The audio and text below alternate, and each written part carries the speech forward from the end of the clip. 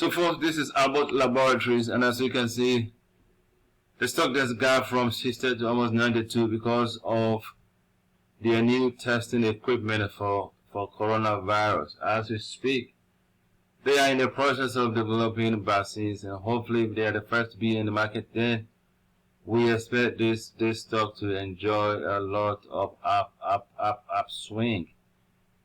And so now our attempt is on their development of vaccine, and if they come through and they are on the first on the market, then we expect this stock to continue on the upstream. At this point, I'm going to wait. If I'm you, I'm going to wait just a little bit, pull back to test it slow again, and they keep an eye on it and see if they come out with a vaccine. If they do that, I won't be surprised if this stock runs all the way to about $100, $150. Abbort Corporation, my friends, and I hope this helps. I'll see you next time.